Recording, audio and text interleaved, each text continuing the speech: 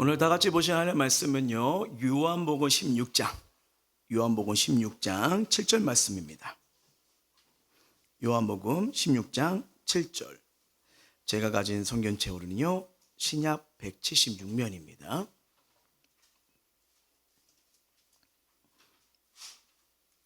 요한복음 16장 7절.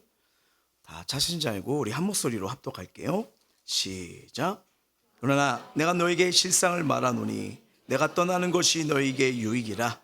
내가 떠나가지 아니하며 보혜사가 너에게로 오시지 아니할 것이요 가면 내가 그를 너에게 보내리니. 자, 오늘은 지난 시간 이어서요, 우리가 두 번째 시간 인생에 대한 성령님이다 라는 말씀을 가지고 함께 은혜를 누리고자 합니다. 여러분, 영국을 가보시면요, 교회가 많아요. 그래서 대부분 교회들이 돌로 만들어졌답니다. 그래서 아주 웅장한 건축물이죠. 적어도 뭐 1000년 된 것도 막 이렇게 볼 수가 있대요. 그러니까 영국에서 교회는 바로 그 역사였죠. 아직도 거기 유럽의 대부분 국가들은 이렇게 국가가 찬송가에서 나오는 거 알고 계시죠? 예. 그러니까 영국에서 그 교회가 미쳤던 영향이 상당히 큰 걸 봅니다. 근데 안타까운 게 뭐냐면요, 그 역사적인 교회들이 지금은 대부분 술집으로 바뀌고요, 모슬렘 사원, 힌두교 사원이 됐대요. 참 큰 충격이죠. 여러분, 영국이 어떤 나라입니까? 온 세계에 선교사를 파송하고요, 저희 한국에도 선교사를 파송한 나라예요. 한국 최초의 순교자가 토마스 선교사인데 바로 영국이 보낸 선교사입니다. 예. 그래서 이 토마스 선교사를 파송한 웨일즈 하나보 교회는요, 조그만 교회예요. 약 50명이 앉을 수 있는 의자들이 있는데, 이 지금은 거의 예배를 드리지 않고요, 그냥 기념교회로 남아있다고 합니다. 네. 지금 영국이요, 이 기독교 국가로 알려졌지만 정말 예수를 믿는 사람은 1%도 되지 않는다고 합니다. 이건 또 선진국인 미국도 마찬가지지요. 대형 교회들을 제외한 모든 작은 교회, 중형 교회들이 다 비어 있다고 합니다. 왜 점점 영국 교회와 미국 교회, 유럽 교회가 지금 무너져가 있을까요? 가장 큰 원인은 뭐냐면요, 예수님의 보혈과 성령의 불이 사라졌기 때문이에요. 교회들마다 인문학, 심리학, 리더십, 성공은 강조하는데 거기에선 정보만 얻었을 뿐 변화시키는 보혈의 능력이 없다는 것입니다. 어느 교회나 성령이 역사하지 않으면요, 교회는 무너지는 게 세계 교회들의 역사지요. 저는 고2 때 인격적으로 예수님을 이 십자가에서 정말 나의 죄와 저주, 인생의 사망에서 건지신 분이라는 걸 뜨겁게 체험하고 만났습니다.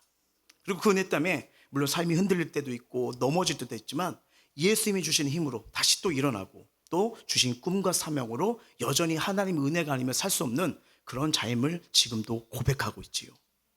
우리 사랑하는 자녀들이 부모를 따라 교회 다니고 또 교회 문을 여는 거 좋지만, 근데 더 중요한 게 뭔지 아세요?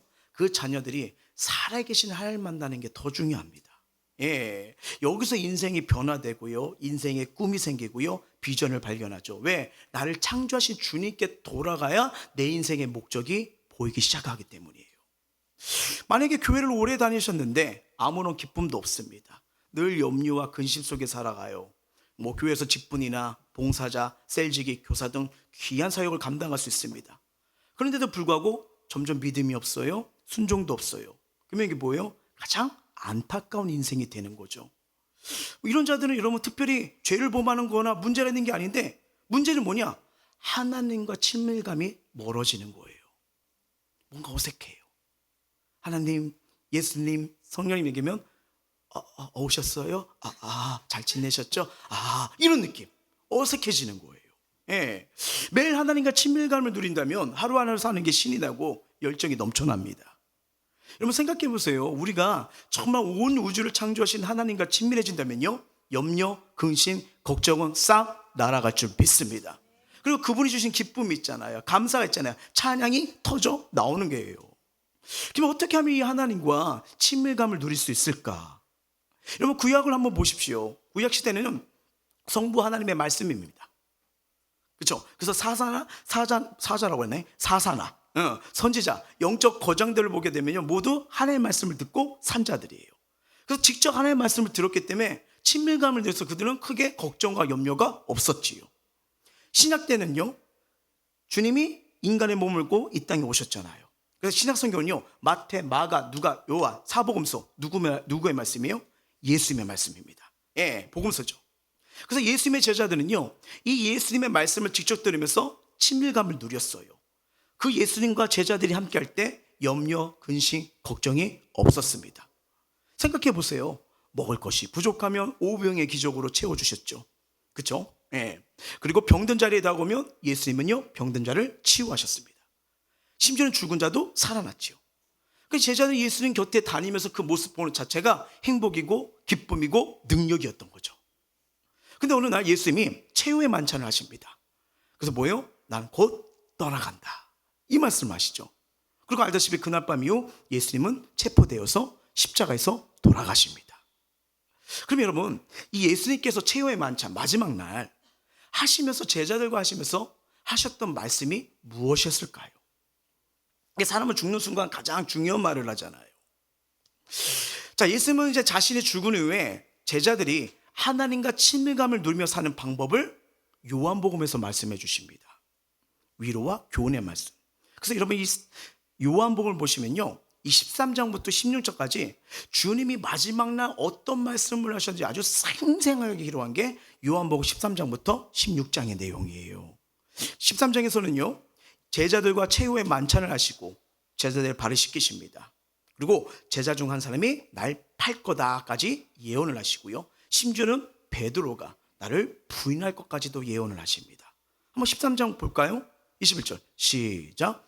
예수께서 이 말씀을 하시고 심령이 괴로워 증언하여 이르시되 내가 진실로 진실로 너희에게 이르니 너희 중 하나가 나를 팔리라 하시니. 그리고 37, 38입니다. 시작.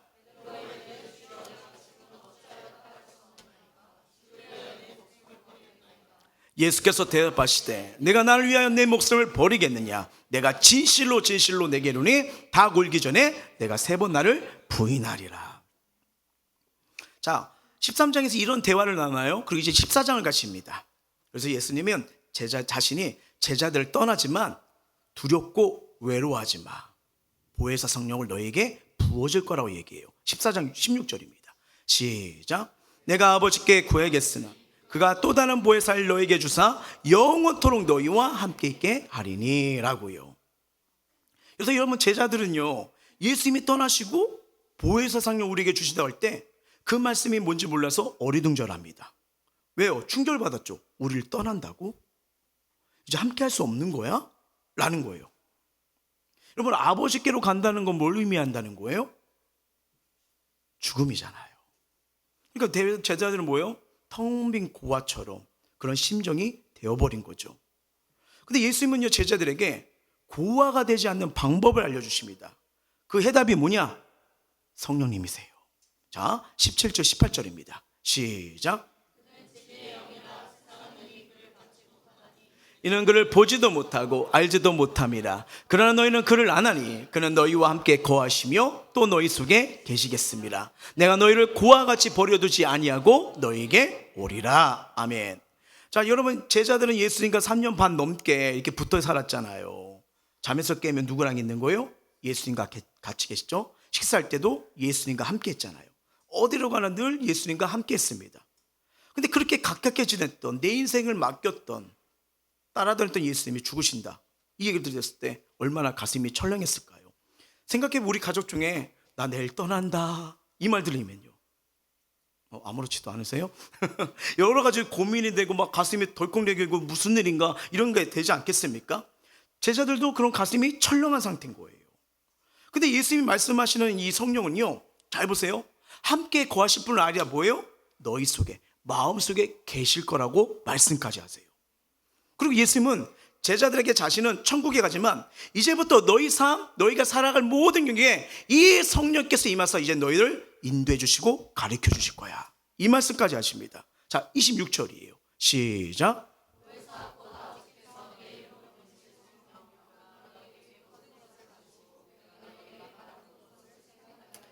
아멘. 이제 내가 가르친 것을 보혜사 성령께서 가르치고 너희를 인도할 거라고 한 거예요.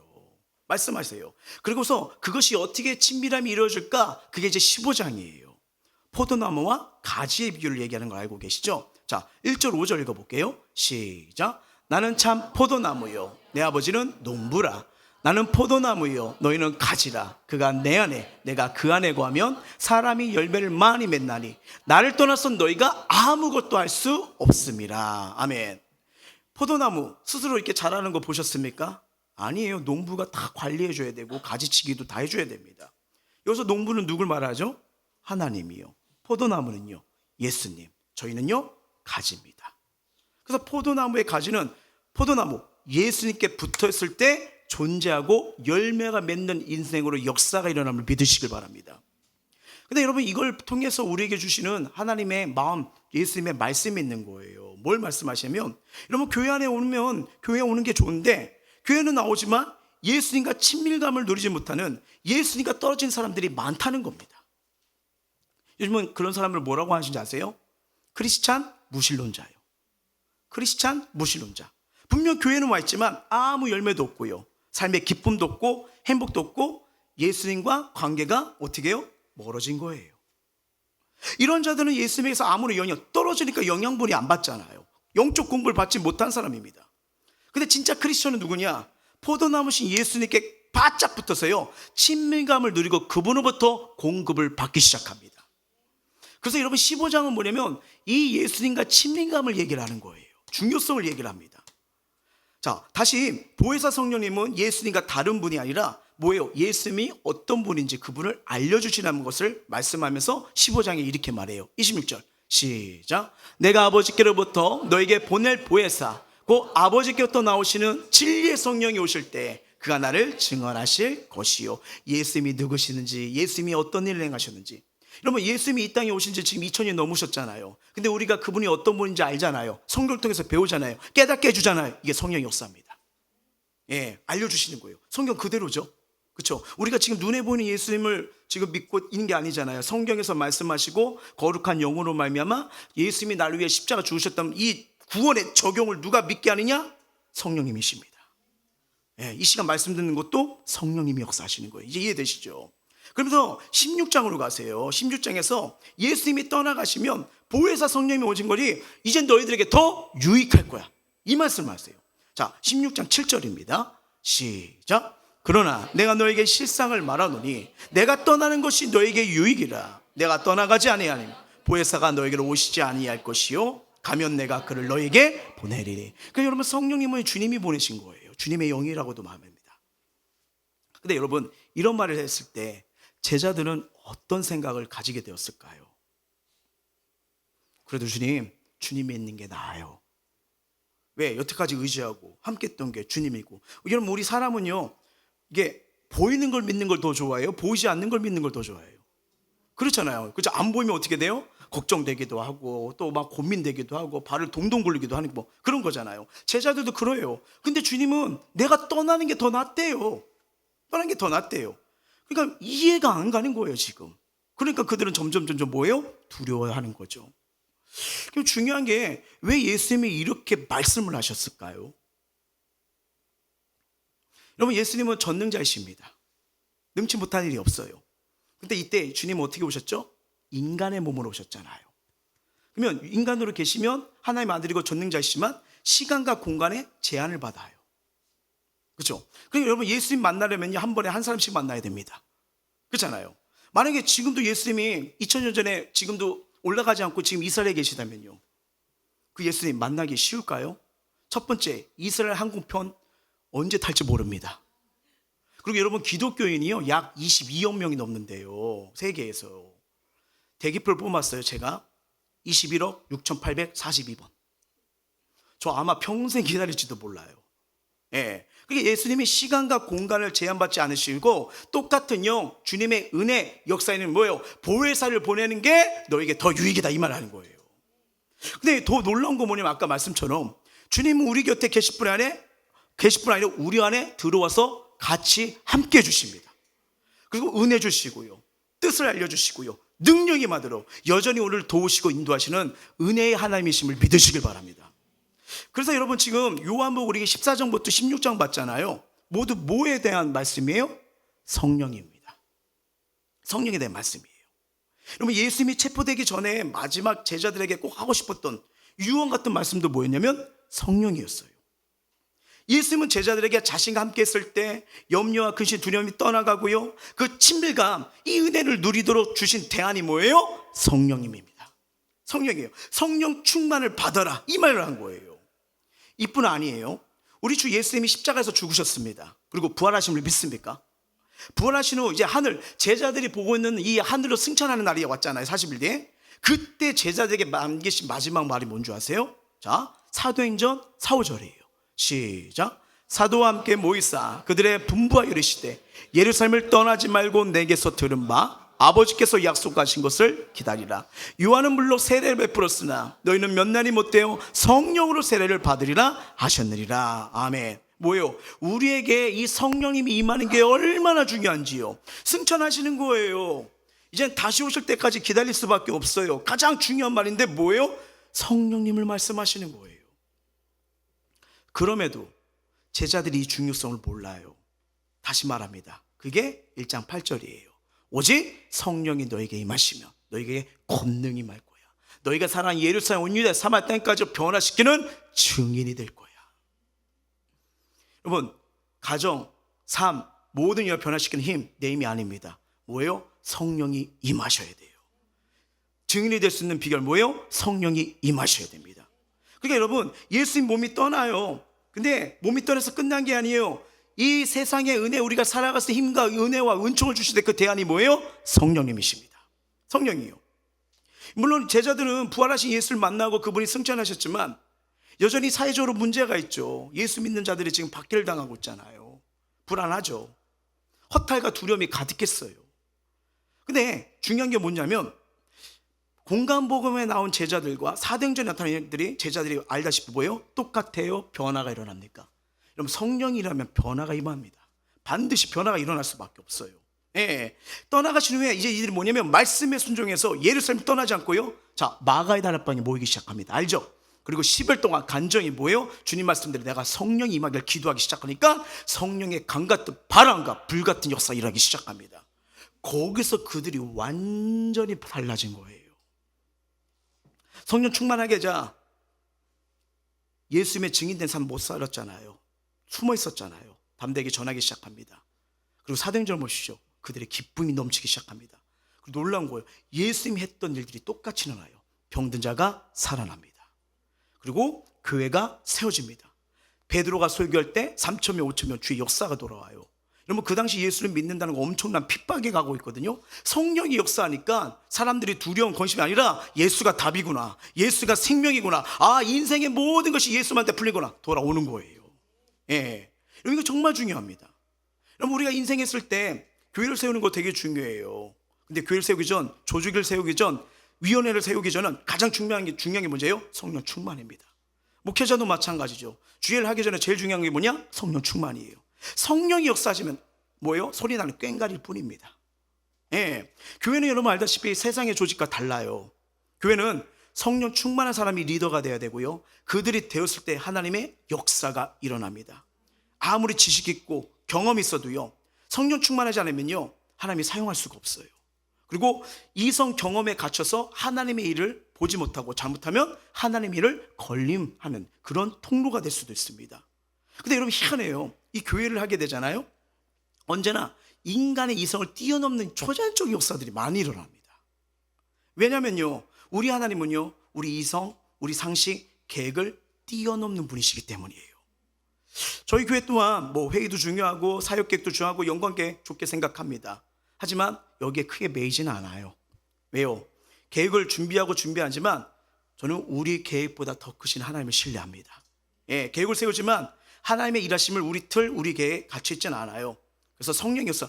작년까지는 계획할 때 맞았거든요. 근데 아내가 들어와요. 달라요. 그때 맞았는데 달라요. 그때는 또 달랐어요. 근데 올해 오니까 맞아요. 아, 그래서 순간순간마다 성령께서 어떻게 하기를 원하신지, 그래서 계획을 세우지만 어떤 게 더 성경적이고 성령께서 감동 준지 이걸 먼저 찾으려고 노력을 합니다. 그래서 그게 하나님의 뜻이구나, 그게 하나님의 계획이구나, 그러면 그 인도하심에 순종하려고 노력하고 있어요.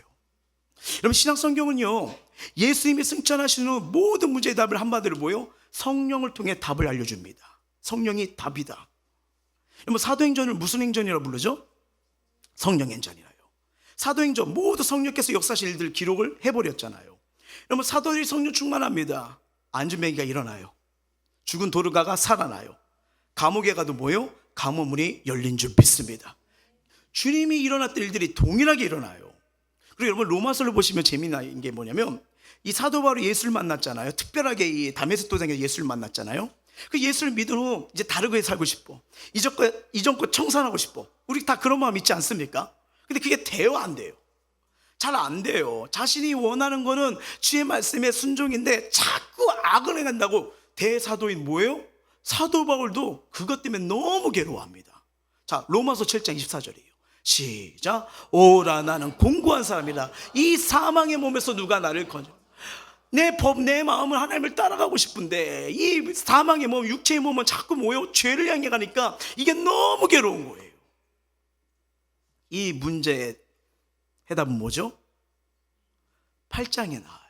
읽어볼까요? 시작. 이는 그리스도 예수 안에 있는 생명의 성령의 복이 죄와 사망에서 너를 해방하였습니다. 아멘. 성령이 아니면 고쳐지지 않습니다. 성령이 아니면 해결되지가 않습니다. 성령이 아니면 늘 뭘래요? 늘 그 틀 안에 갇혀 사는 거예요. 우리 또한 여러분 마찬가지 않습니까? 우리 예수 믿은 후 이제 죄 하나도 안 짓죠? 죄 몰라, 이제 알 수가 없어. 모르죠? 하나도 모르잖아요. 그렇죠? 아니죠? 아니에요. 여전히 믿어도 죄를 짓기 때문에 어쩔 때 하나님 앞에 나오는 게 죄송해요. 아, 왜 이러지? 오늘 결단하잖아요. 또 이제 이따 결단 기도 때 눈물 흘리면서 그래, 결심했어. 난 달라질 거야. 또 오자마자 하는 게 뭐예요? 잘못했어요. 이게 우리 아닙니까? 저랑 똑같아요. 그런 모습 아닙니까? 와, 예수를 믿어도 성격이 고쳐지지 않아요. 아, 이 문제를 어떻게 할까? 막 여러 가지 상황 속에 근심 속에 누워있잖아요. 방법 하나예요. 성령이 나를 지배하셔야 됩니다. 성령이요. 우리가 인생을 살면서 여러분, 자, 삶이 호락호락하지 않다는 걸 깨닫게 되잖아요. 그렇죠? 점점 배우는 게 뭐냐면, 아, 이거 정말 인생 겸손해져야겠구나. 내 생각대로 내 마음대로 되지 않구나. 세상 일이 정말 쉽지가 않구나. 더 겸손해질 수밖에 없겠더라고요. 성령님이 나를 지배하고 다스릴 때 중요한 거 뭐냐면 죄에서 자유하는 은혜가 임하기 시작합니다. 왜 우리가 예수를 믿어도 행복과 기쁨을 누리지 못할까요? 복음은 분명히 능력이 있습니다. 근데 왜 이거 체험하지 못할까요? 이게 중요해요. 예수 믿는다고 말은 해요. 말은 하지만 내 안에 누가 가득해요? 나. 여전히 내 뜻대로, 내 마음대로, 내 편한 대로 하려는 나. 그러니까 성령의 역사, 성령 임재가 날 지배하지 못하는 거예요. 왜? 성령님은요, 인격적이십니다. 성령이 환영합니다. 나 다스려주세요. 도와주세요. 하면 주님이 내 마음속에 찌꺼기를 하나씩 해결해요. 얼마나 힘들었느냐, 내가 도와줄게. 근데 그 하나님을 초청하지도 않아요. 계시지만, 고백을 하지만 변화 안 되는 건 뭐냐면 그분을 뭐예요? 밀어내는 거예요. 그냥 가만히 계셨다가 내가 필요할 때 나타나시면 돼요. 어쩔 때는 성령님을 알라딘으로 착각할 때가 많아요. 필요할 때만. 안타깝죠. 그러니까 뭐예요? 삶 속에서도 내 원대로 하지만 희한합니다. 점점 피곤해요. 점점 지쳐요. 활력이 없어요. 그리고 이럴 때 나타나는 공통적인 생각이 뭔지 아십니까? 뭐 예수 믿어도 뭐 변화된다고 하더만, 뭐 능력된다만, 아무 일도 안 일어나요. 별 차이 없다고 생각하는 경우가 많아요. 죄송합니다. 너무 안쓰러워요. 뭐예요? 잘못 믿고 있다는 증거예요. 잘못 믿고 있는 거예요.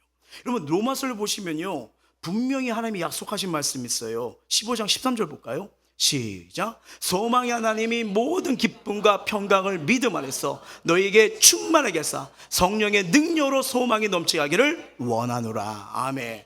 평강, 기쁨, 소망, 능력, 주님이 주신 능력입니다. 이게 회복이 돼요.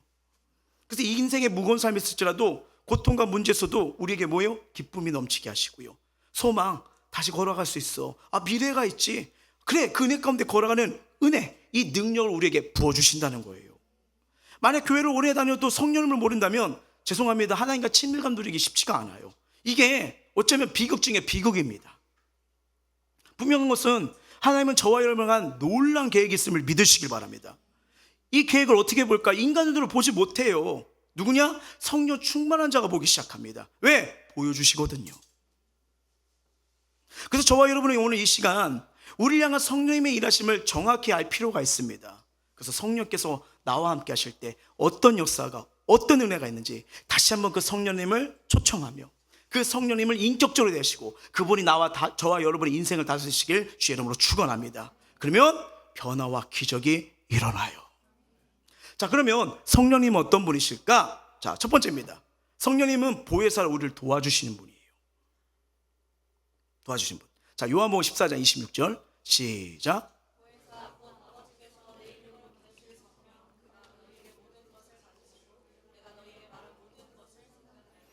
자, 보혜사 성령이라고 하잖아요. 자, 이걸 원문으로 보면 이렇게 됩니다. 헬라어로 파라클리토스라고 해요, 원문에. 그래서 파라, 바짝 곁에 있다. 클리토스, 변호하다. 혹시 옛날에 그 보디가드 영화 보셨나요? 그쵸? 그때 발음이 안 돼가지고 엔다 뿌예 막 이러면서 불렀는데 죄송해요. 이렇게 딱 보시면요, 그 보디가드 보면서 더 이게 멋있었잖아요. 여러분, 성령님 우리 보디가드입니다. 정말이에요. 그러니까 그런 경험 없어도 돼요. 꼭 선글라스 안 껴도 돼요. 네. 회사 성령님 바짝 곁에 있다. 변호하다. 뭐예요? 내 곁에서 변화하고 위로하고 격려하다. 성령 하나님이시면 정말 좋으신 분이에요. 보혜사 성령님은 나라는 인물을 뭐냐면 자비, 긍정으로 바라보십니다. 그리고 도와주길 원하세요. 우리 자녀를 키우신 분들 알겠지만 아이들 이렇게 처음에 걸음걸이 할 때 한 발짝 걸으면 어때요? 칭찬 나가죠. 목시고 한 발짝 걸는데 그거밖에 못 걸어? 이렇게 하신 분 없잖아요. 근데 걸을 때 또 애들이 엉덩방을 만지냐 꿍꿍, 그럼 어떻게 합니까? 잘했어, 그렇게 하는 거야, 또 일으켜, 이렇게. 이거 하잖아요. 아니에요? 아이고 평생 주저앉아라 이러지 않잖아요. 그잖아요. 계속 격려하죠. 잘했어. 그 다음에 이제 이 기억들 나시죠? 오래되셨나요? 그럼 다시 한번 놔보세요. 그럼 돼요. 다시 올라올 거예요. 예. 자, 분명한 건 뭐냐면 이 넘어진 자녀들을 다시 일으키고 또 격려해 주잖아요. 마찬가지예요. 보혜사 성령이 뭐냐면 우리가 믿음 생활 하고 싶어요. 또 세상에 나가요. 이렇게 잘 걷고 싶어요. 근데 무너집니다. 쓰러집니다. 주저앉습니다. 그럼 뭐예요? 다시 뭐예요? 다시 일어날 수 있어.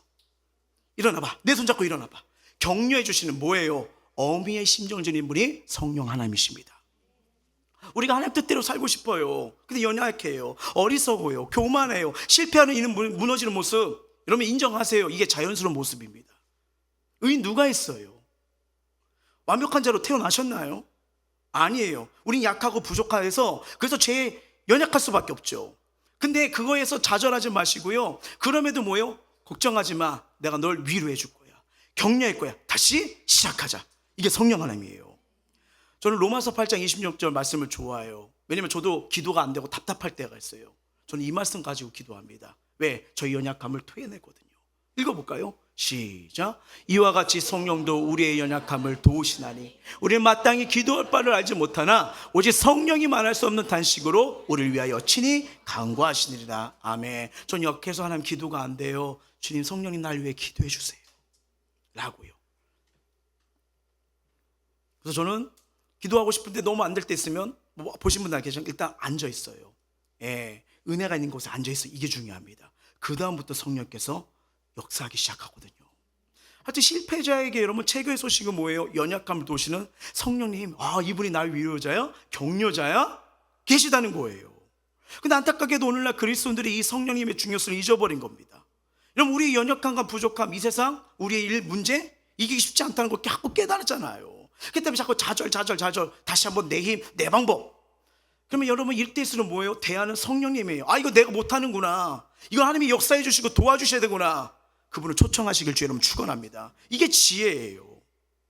여러분, 성령님과 함께하면 예수님이 함께할 때 예수께 하신 모든 일이 일어난 걸 사도행전 통해서 보잖아요. 이때는 예수님이 안 계셨잖아요. 제자를 통해서 성령을 통해서 세일을 행하시잖아요. 여러분, 성령님과 함께하면요 거친 풍랑도 잠잠하게 될 줄 믿습니다. 성령 하나님과 함께하면 아무리 오래된 질병도 치유의 역사 일어날 줄 믿습니다. 성령과 함께하면 오병의 역사 일어날 줄 믿습니다. 성령과 함께하면요 눈먼 자도 눈을 뜨게 될 줄 믿습니다. 성령님은요 아무리 내가 큰 죄를 범하고 무너져도요 날 사랑해 주세요. 단 조건이 있습니다. 진실로 회개하셔야 돼요. 회개, 용서하고 감싸주세요. 우리 가끔 이렇게 부모님께 실수하고 이러면 잘못했어요 이렇게 하지만 어느 순간 하면 일단 분명히 학교에서 배운 거는 솔직하게 말하면 용서해 준다고 했는데 저는 일단 맞고 용서를 받았거든요. 마음의 용서를 받았거든요. 이렇게 하는데, 근데 여러분 감사한 건 성령님은요, 왜 그랬어? 거봐, 하지 말랬지 이게 아니에요. 그대로 안아주세요. 그대로요. 그리고 너무 감사한 거는 내 곁에 계실 뿐 아니라 영원토록 내가 너와 함께 할 거야. 얼마나 위로가 아닙니까? 14장 16, 17 시작. 내가 아버지께 그에게 그가 또 다른 보혜사를 너에게 주사 영원토록 너희와 함께 하리니 그는 진리의 영이라. 세상은 능히 그를 받지 못하나니 이는 그를 보지도 못하고 알지도 못함이라. 그러나 너희는 그를 아나니 그는 너희와 함께 거하시며 또 너희 속에 계시겠습니다. 아멘. 여러분, 아무리 큰 어려움에 빠져도, 아무리 큰 문제에 빠져도 할지라도 저와 여러분은 누가 계세요? 성령님이 함께 하심을 믿으시길 바랍니다. 그래서 내가 상황과 처지에 놓으면 나에겐 방법이 없어 답답할 수 있어요. 근데 나에게는 방법이 없지만 성령님에게는 방법이 있습니다. 그러니까 낙심하지 마시고요, 절망하지 마시고요, 다시 성령님을 의지하면서 믿음으로 일어서시길 주의 이름으로 축원합니다. 두 번째, 성령님 어떤 분이냐? 동행할 때 능력을 주십니다. 동행할 때 능력이요. 여러분, 베드로가요, 예수님 옆에 있었을 때, 설교만 들었을 때는 풍성한 삶도 능력도 체험하지 못했어요. 예수가 이제 올라가십니다. 성령을 부어주십니다. 성령과 충만하니까 어떤 기적이 일어나요? 자, 이 역사가 잘 보세요. 공간복음에 안 나타나요. 근데 사도행전에 나타납니다. 성령이 임하니까요. 3장 6절 시작. 베드로가 이르되 은과금은 내게 없거니와 내게 있는 걸 내게 주노니 나사렛 예수 그리스도의 이름으로 일어나 걸으라 하고요. 40년 된 안진뱅이, 여러분 금과 은으로 얼마나 고치려고 노력했습니까? 근데 40년 동안 문제가 해결된 거예요? 안 된 거예요? 안 됐잖아요. 근데 베드로가 준다는 것은 그에게 약이에요? 금이에요? 은이에요? 아니요, 내게 준다는 걸 얘기를 한다는 겁니다. 뭐예요? 예수의 이름. 뭐예요? 성령이요. 베드로에게는 성령이 있었고 생명이 있는 줄 믿습니다. 여러분, 우리에게도 얼마든지 이런 역사가 일어날 수 있는 거예요. 제가 강도사 사역 때입니다. 중학생 어머니 한 분이 이렇게 찾아오셨어요. 아이가 학교 생활에 왕따로 너무 상처를 받아서 얼마 학교도 못 가고 집에 있는데 방에서 안 나온대요. 얼마나 마음이 무너지겠어요. 학교 가기도 무섭고. 더 큰 문제는 나오지 않는데 이 아이 귀에 자꾸 환청이 들린대요. 그렇게 방에 들으면 자꾸 누구랑 대화를 해요. 얼마나 섬뜩하겠습니까? 그래서 병원도 가고 이게 안 되는 거예요. 그래서 한 번만 만나달라고 만났는데 얼굴이요, 참 어린아이인데 그 꿈과 소망을 가지려 했는데 얼마나 막 파리파리한지 아파 보인 거야. 척 봐도 아는 거예요. 그냥 막 이게 뭐라 할까, 그늘이 밑에까지 쫙 오는 게 이게 그냥 보이더라고요. 아유, 창창한 아이인데 너무 안쓰럽고 마음이 아팠어요. 그러더니 강도사님이랑 얘기하고 싶다고. 그래서 어머니가 좀 바깥에서 기다리고 계셨죠. 그랬더니 저는 얘기하는데 자꾸 옆에랑 얘기를 해요. 그래서 너 누구랑 얘기해? 그러니까 제 친구예요. 보이세요? 이러더라고요. 그래서 물어봤죠. 그 친구 이름 뭐야? 수호천사래요. 자기 아플 때 힘들 때 찾아온 친구래요. 지금 뭐라고 그래? 물어봤죠. 뭐라는지 아세요? 빨리 강도사님 욕하고 나오래요. 거기서도 욕을 먹어. 욕하고 나오래요. 그리고 빨리 나가라고. 너무 마음이 아팠어요. 그래서 성경을 보여줬죠. 진정한 친구고 위로자는 예수님 뿐이야. 그분 지금 너희 아픈 상처 만져줄 뿐이야. 성경을 보면 착한 귀신아 떠나가라, 착한 귀신아 나가줄래? 없어요. 예수님이 뭐라고 했냐면 더러운 귀신아 떠나가라. 너 속아. 네 인생 점점 파멸돼. 너 그러면 소망, 꿈 못 꿔. 몸 육체에 묶이게 될 거야. 더 안 따를 거야. 그래서 막 군대 귀신에 막 이런 것까지 보여줬죠. 어떻게 하면 좋을까요? 덜덜 떠는 거예요. 예수님 영접해야 돼. 예수 믿겠다고. 그 예수님께 너의 아픈 상처를 이제 맡겨. 영접 기도를 해줬죠. 그리고 성령이 강력하게 임해달라고 선포 기도가 했죠. 여러분, 예수의 이름에 권세가 엄청 큽니다. 갑자기 얘가 푸르륵 떨다니요, 멈추다가 있다가 눈을 몇 분 동안 감다 눈 뜨더라고요. 그러더니 저 예수 믿을게요 하는 순간 그늘이 떠나갔습니다. 예, 문제가 해결된 거예요. 왜요? 성령님이 하신 겁니다. 여러분, 성령이 임하시면 내문하지 못한 문제가 풀려요. 매 순간 하나님을 의지하면서 동행하시길 주의 이름으로 축원합니다. 분명한 것은 우리가 교회를 다닌다고 하지만 여전히 세상 충만, 욕심 충만하면 죄송해요, 내 자신 못 변해요. 안 변할 뿐 아니라 내 가정, 소중한 사람도 변화 못 시킵니다. 같이 계속 문제 속에 파묻혀가는 거예요. 그러니까 내 인생이 어떻게 돼요? 더 힘들어지죠, 외로워지죠, 두렵죠, 미래가 불안 생각이 몰려옵니다. 근데 이런 생각을 사는 게 우리의 모습이 아니잖아요. 성령님 일어나 걸어, 우리를 다시 회복시키시는 분이에요. 우리 인생 열쇠는요, 내 지식, 내 지혜, 내 능력이 아닙니다. 성령 매일 우리에게 능력 주시길 원하세요. 그런데 내 욕심, 내 고집을 버리고 다시 성령님으로 채우십시오. 그러면 하나님이 나에게 주시는 능력, 내가 넘지 못할 산, 건너지 못할 강, 건널 수 있는 은혜와 지혜를 주십니다. 이게 능력이에요. 우리 한계 부딪혔나요? 이 한계 가운데 길을 내시는 성령님이 임하시길 간절히 축원합니다. 세 번째, 성령님 어떤 분이에요? 읽어볼게요. 시작. 26절이에요. 시작. 보혜사 곧 아버지께서 내 이름으로 보내실 성령, 그가 너에게 모든 걸 가르치고 내가 너에게 말한 모든 걸 생각나게 하리라. 아멘. 자, 예수님의 12제자에게 초대교회를 이끌고 사람을 살린 통로가 되도록 가르쳐 주신 분이 누구예요? 성령님이에요. 그 다음부터 성령이 계속 역사하시잖아요. 지금 시대도 우리에게 성령님이 임하시는 거예요. 여러분, 사도 요한에게 요한복음을 기록하신 분은 보혜사 성령님이십니다. 그래서 계속 보혜사 성령님을 얘기하잖아요. 근데 여러분 잘 보세요. 우리 이렇게 생각할 수 있어요. 예수님이 하셨던 말씀을 그 사도 요한이 계속 다 이렇게 적어놨잖아요. 바로 옆에서 적은 줄 알고 계시는데, 여러분 요한복음은요, 예수님이 죽으시고 50년 뒤에 기록된 말씀이에요. 며칠이요? 50년이요. 사도 요한은 마가의 다락방에서 예수님과 최후의 만찬을 하면서 예수님이 하신 말씀을 지금 여러분 50년이 지나서 이걸 다 생각이 나요.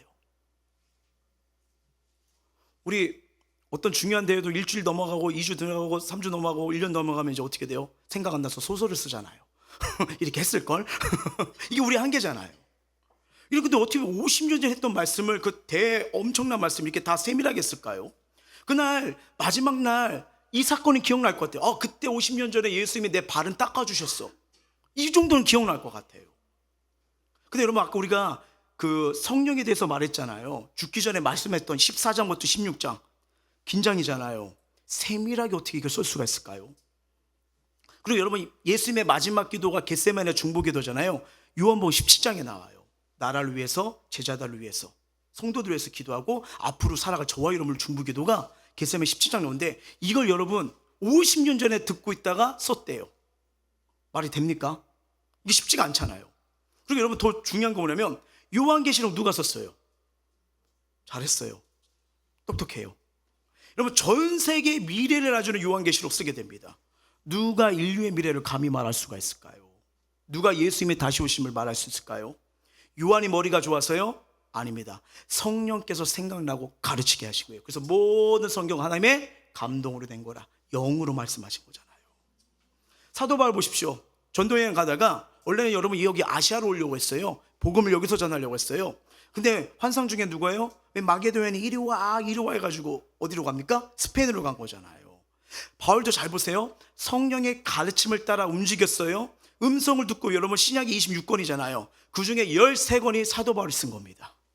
엄청나죠? 뭐예요? 성령이 가르쳐 준 거예요. 성령님 우리가 모르는 걸 알게 하시는 분입니다. 그리고 우리가 가야 할 길을 이끌어 가신 분이, 왜? 너에게 말할 것을 모든 걸 생각나게 하리라, 가르쳐 주리라, 인도해 주신다는 거잖아요. 예수님의 모든 말씀을 기억하게 하신 분이 성령님이에요. 어느 순간 여러분의 삶 속에 살다가 또 기도하다가 또 말씀이 떠오를 때가 있죠. 안 떠오르세요? 성경 보셔야 돼요. 근데 어느 순간 막 떠오르겠고, 그래요. 다는 아니도 비스듬하게 생각나는 게 있잖아요. 믿음의 성령님이십니다. 그 말씀 붙들으라, 힘내라, 가라 하면서 알려주시는 거예요. 여러분 정말입니다. 이 말씀 안에요, 자녀의 양육을 어떻게 할지 성경 다 말해줘요. 어떤 결정을 해야 될지, 누구를 말해야 될지, 무슨 말을 할지, 어떻게 가야 할지 성령께서 세밀하게 인도하십니다. 2021년 코로나로 전 세계적으로, 또 우리나라도, 또 우리 성도님들도 개인적으로 참 많은 어려움을 겪지 않으셨습니까? 그때 저희가 이 어려울 때 하나님의 교회 이전을 허락하시는 거예요. 근데 개인적으로 재정적으로 좀 부담 없는 곳에 가고 싶어서 저는요, 죄송합니다, 천안 외곽 쪽을 보고 있었어요. 그때 불당동에 있는데 이제 불당동 세계를 좀 알겠더라고요. 그래서 어떻게든 이제 저쪽 부담 안 가려고 저쪽에서 막 동남구 쪽으로 막 하면서 부동산도 글로 가게 되고요. 그래서 그쪽에서 하나님이 허락하신 이게인가 하면서 막 이렇게 했는데 어느 날 기도하는데 약간 저희 생각을 아셔가지고요. 위로자, 저한테 위로자가 아니었어요. 그때요. 오통을 치시는 거예요. 그냥 막 강력하게 거예요. 막 땅이 울리고 이런 것처럼 쟤는 흘러 넘치더라고요. 그래서 일로 왔어요. 근데 저는 이럴 때는 부담 안 돼서 그러면 상가를 준비해야겠다 하는데 알다시피 하나님께서 부지를 먼저 이렇게 가길 원하셨죠. 근데 알다시피 우리는 그때 부지값을 치료가 없었거든요. 근데 이게 뭘까 왜 자꾸 이걸 주실까? 이제 분별을 해야 되잖아요. 어느 날 개인적으로 철야 기도를 했어요. 근데 꿈인지 환상인지 한 새벽 3시쯤인가 꿈인지 환상인지 오늘 권사님이 나타나신 거예요. 예. 그러더니 나오더니 교회 이전을 하는 걸 내가 도우겠다. 성전 부지를 하는 걸 도우겠다. 그래서 이게 환상이 사라진 거예요. 이게 뭘까 하고 3일 동안 이제 기도하는데 3일째가 되던 날 옛날에 사귀었던 한 권사님이 3일 전에 기도 가운데 강력한 감동을 주셨다고 하나님께서 꼭 이거를 행복선교회 주라고 했다면서 교회 비전을 되길 바란다며 7년 동안 모시고 5천만 원을 헌금하신 거예요. 근데 저는 이분한테 이거 기도 제목을 나눈 적이 없거든요. 오랜만에 연락 오신 거거든요. 근데 놀라운 것들이 이런 것들이 조각처럼 계속 맞춰 나가는 거예요. 땅값을 치렀습니다. 거기 계셨던 분들 기억나죠? 우리 했던 말 뭐예요? 이제 아무것도 없어. 아무도 땅값 다 나갔어요. 근데 이제는 다시 이제 여기 교회를 다시 해야 되잖아요. 여러분 계약금과 인테리어 비용이 7,500이었습니다. 마이너스였거든요. 이미 다 치렀기 때문에. 그래서 하나님 부르심에 순종하며 따라가고 기도한 게 전부이에요. 아마 여기 증인들 많습니다. 예. 우리 맨날 뭐 했죠? 아무것도 없어요. 이거밖에 없었어요. 근데 놀랍게도 여러분 희한한 일이 벌어지기 시작합니다. 어느 다른 지역 성도님이에요. 암투병이었는데 뭐랄까 감동 속에 이 교회가 이렇게 기도 제목이 다른 교회 거쳐서 왔나 봐요. 참 재밌죠? 그러더니 우리 교회가 떠난다고 1,000만 원 인테리어를 보내신 거예요. 그리고 2주 뒤에 하나님 부르심을 받습니다. 몰랐어요.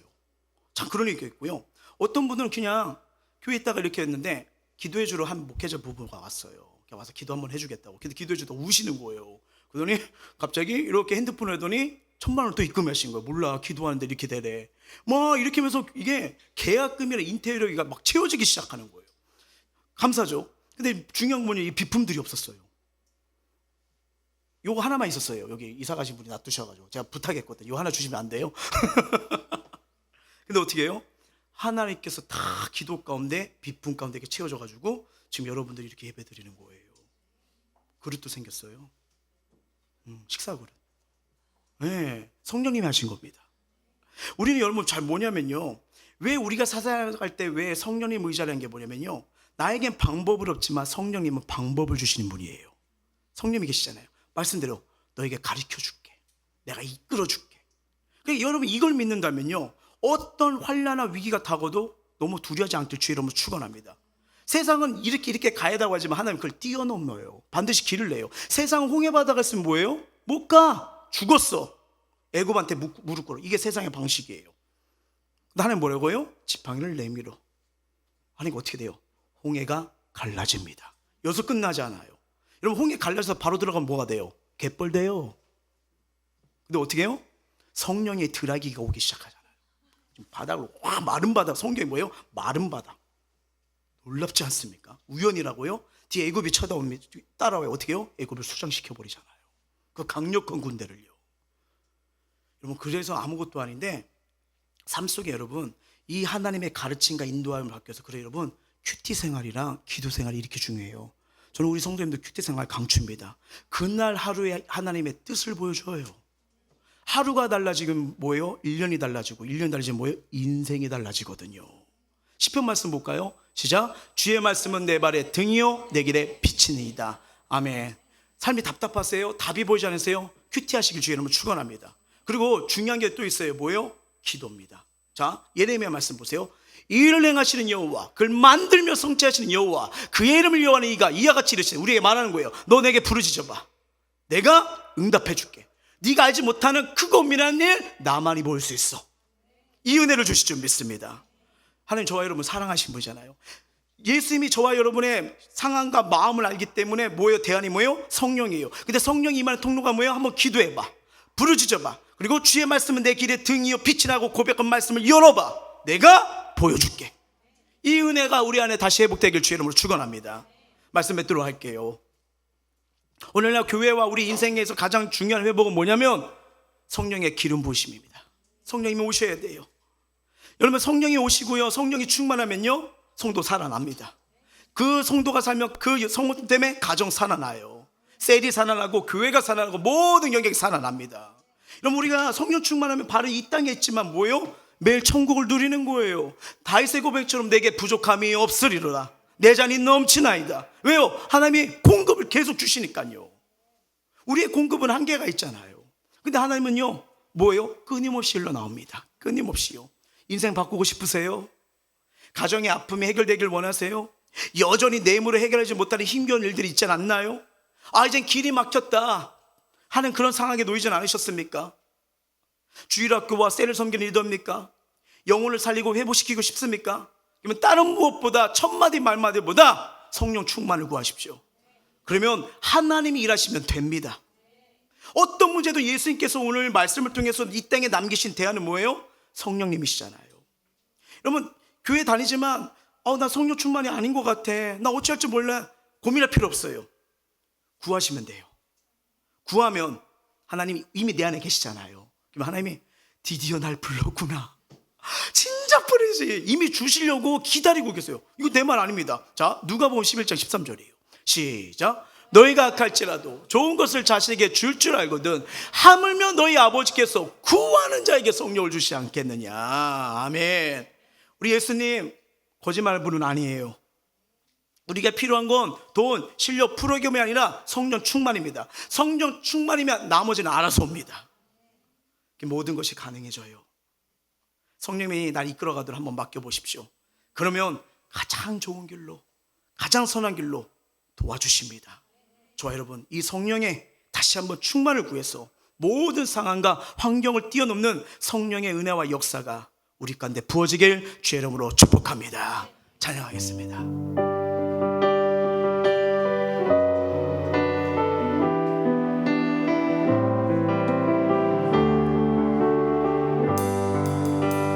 오소서 온 나의 성령이여,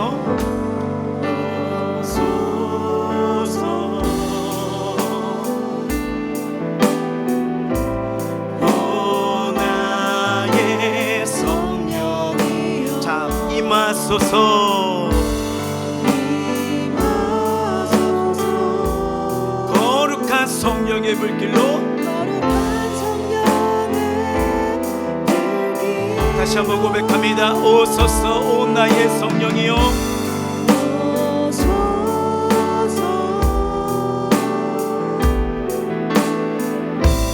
오 나의 성령 임하소서. 거룩한 성령의 불길로. 자, 성령님이 나를 통해 일하시도록 헛된 마음 모두 다 태우시고, 자, 성령님이 나를 만져주시면요 나를 새롭게 일으키십니다.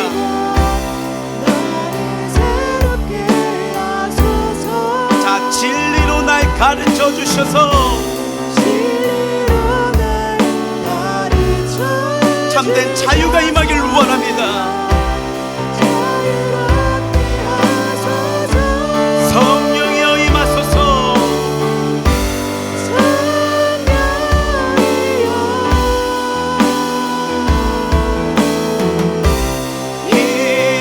임하소서. 내 삶에 충만하게, 내 삶에 충만하게 임하소서.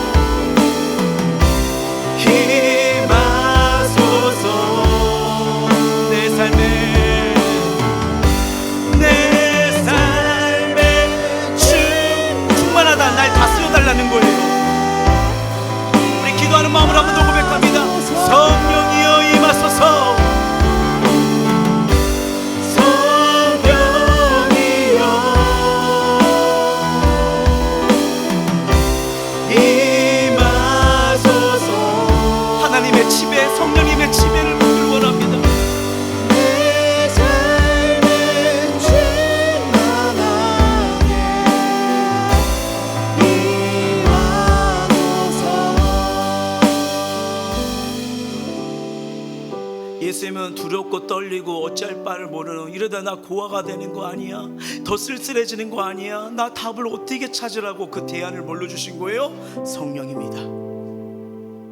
놀라운 건 이 성령님은요, 우리 곁에 계실 뿐 아니라 우리 안에 들어와 여전히 은혜 주시고요, 말씀을 통해 하나님 뜻을 알려주시고요, 더구나 우리가 살아갈 수 있도록 이기도록 능력 또한 주시는 분이에요. 그리고 선택과 결정과 갈등과 삶의 어려움이 있을 때도 모든 문제의 답을 성령으로 말씀해 주셨어요. 나에게 방법이 없어도요, 내 안에 계신 성령 하나님에게는 방법이 있습니다.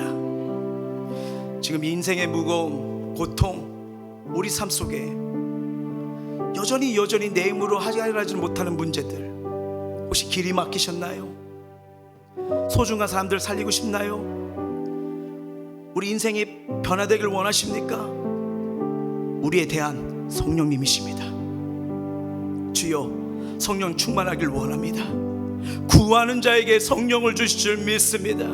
이 예배와 찬양과 말씀과 기도 그리고 제장 양육 가운데 강력한 성령을 부어 주시옵소서. 성령이 임할 때 염려, 근심과 두려움과 슬픔이 떠나가고 모든 상황과 문제를 뛰어넘는 역사가 일어나도록 성령님 위로해 주시고, 성령님 격려해 주시고, 성령님 능력을 베풀어 주사 가야 할 바를 알려주시옵소서. 해야 할 바를 알려주시옵소서.